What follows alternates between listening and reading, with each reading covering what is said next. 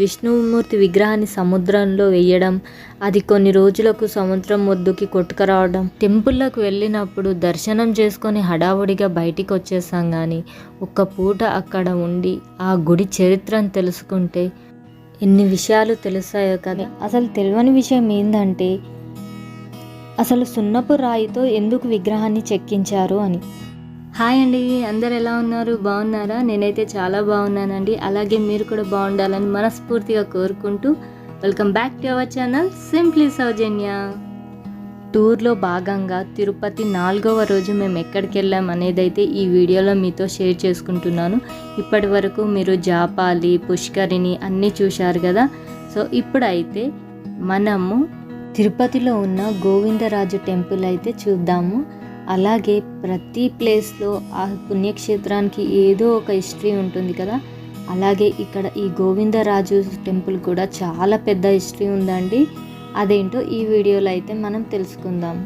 తెలుసా, గోవిందరాజు స్వామి టెంపుల్లో ఉన్న విగ్రహానికి అభిషేకాలు చెయ్యరు. ఎందుకంటే ఆ విగ్రహము సున్నపు రాయితో చెక్కబడింది కాబట్టి. దీనికి కూడా చాలా చరిత్ర ఉందండి. అదైతే మనం ఈ వీడియోలో తెలుసుకుందాము. గోవిందరాజు స్వామి టెంపుల్కి ఎలా వెళ్ళాలంటే రైల్వే స్టేషన్ నుంచి బయటకి రాగానే మనకు విష్ణు నివాస్ అంటే అక్కడ కనబడుతుందండి. విష్ణు నివాస్కి ఎదురుగానే మనకి కోనేరు అయితే కనబడుతుంది. ఆ కోనేరుకి ఎదురుగానే స్ట్రేట్ రూట్ అండి ఆ గోవిందరాజు స్వామి టెంపుల్ వస్తుంది. లాస్ట్ వీడియోలో చెప్పాను కదా, గోవిందరాజు టెంపుల్ 9 గంటల వరకు ఉంటుందని. మేము వెళ్ళేసరికి 8:30 అయింది. సో అప్పటికి అయితే ఇంకా దర్శనానికి ఆపేశారు. ఎందుకంటే ఆ రోజు ఏదో స్పెషల్ పూజ అవుతుందంట. ఇప్పుడే మీరు చూశారు కదా, ఉత్సవ విగ్రహాలను అయితే గుడికి తీసుకొస్తున్నారు. చాలా బాగా అయింది, చూస్తుంటే చూడాలనిపించింది. అక్కడైతే లైన్ అయితే చాలాసేపు ఆపేశారు. మేబీ మాకు 9 o'clock అనుకుంటా లోపలికి అలౌ చేశారు. సో లోపల అయితే ఎక్సలెంట్ ఉంటుంది. మేము వెళ్ళేసరికి చిన్న గుళ్ళు అంటే లోపల కూడా చిన్న చిన్న గుళ్ళు ఉంటాయి, అవి అయితే క్లోజ్ అయిపోయాయి. ఇదైతే చుట్టూ ఒకసారి చూపించేస్తున్నాను. గోవిందరాజు టెంపుల్ చూసేసేయండి.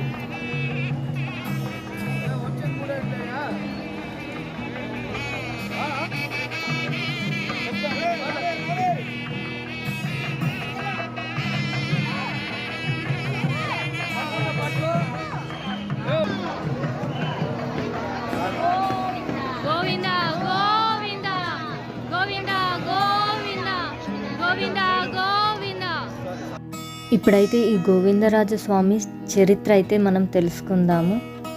ఇలా చాలామందికి తెలిసి ఉండొచ్చు, ఆ శ్రీ వెంకటేశ్వర స్వామి అన్నయ్యే శ్రీ గోవిందరాజు స్వామి. ఈ గోవిందరాజు స్వామి విగ్రహము తల కింద కుంచె పెట్టుకొని నిద్రిస్తున్న భంగిమలో ఉంటుంది. ఇది అందరికీ తెలిసిన విషయమే. అసలు తెలియని విషయం ఏంటంటే అసలు సున్నపు రాయితో ఎందుకు విగ్రహాన్ని చెక్కించారు అని. పూర్వము 12వ శతాబ్దంలో క్రిమికంటకుడు అనే చోళరాజు చిదంబరం అనే రాజ్యాన్ని పరిపాలించేవాడు. తన రాజ్యంలో వైష్ణవ మతం ఉండకూడదని చెప్పి చిదంబర క్షేత్రంలో ఉన్న విష్ణుమూర్తి ఆలయాలన్నింటినీ ధ్వంసం చేసేస్తాడు. అలాగే ఈ గోవిందరాజు స్వామి టెంపుల్ కూడా ఒకటి. అయితే ఆ చోళరాజు ఈ గోవిందరాజు స్వామి విగ్రహాన్ని సముద్రంలో వేసేశారంట. కొన్ని సంవత్సరాల తర్వాత ఈ విగ్రహం అయితే బయటపడిందంట.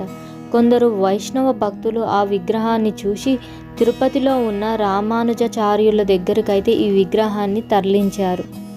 ఈ విషయం తెలుసుకున్న రామానుజాచార్యులు అయితే చాలా బాధపడి ఈ విగ్రహానికి గుడిని కట్టించాలని సంకల్పించుకున్నారు. అయితే ఈ గోవిందరాజు స్వామి విగ్రహాన్ని చిదంబరం నుంచి తిరుపతికి మరలిస్తున్న మధ్యలో ఈ విగ్రహానికైతే పగుళ్ళు ఏర్పడ్డాయంట. విగ్రహం పగుళ్ళు ఏర్పడడం వల్ల ఇది పూజకు పనికిరాదని చెప్పి అప్పటికప్పుడే రామానుజాచార్యులు సున్నపు రాయితో విగ్రహాన్ని చేపించి ప్రతిష్ఠించారంట. సున్నపు రాయితో చేయించడం వల్ల ఈ విగ్రహానికి అభిషేకాలు చేస్తే కరిగిపోతుంది కాబట్టి ఈ గోవిందరాజ స్వామి వారికి అభిషేకాలు జరపరు.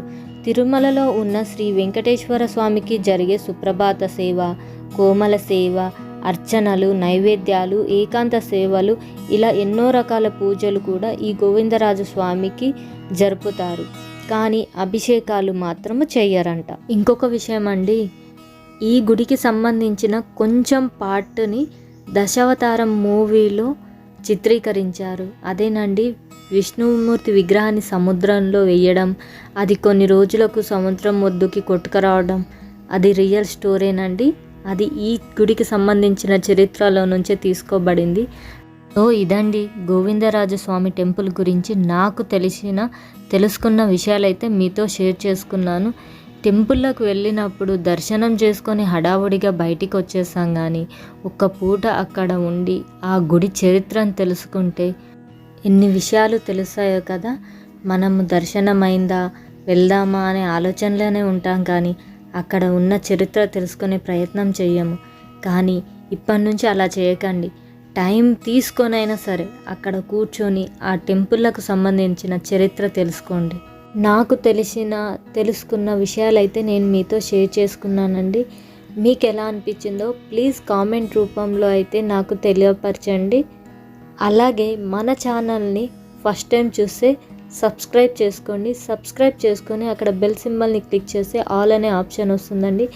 ఆల్ని ఆన్ చేసి పెట్టుకుంటే నేను పెట్టే వీడియో నోటిఫికేషన్ అయితే మీకు వస్తుందండి. ఈ వీడియో మీకు కొంచెమైనా ఉపయోగకరంగా అనిపిస్తే ఒక్క లైక్ చేసి నన్ను సపోర్ట్ చేయండి.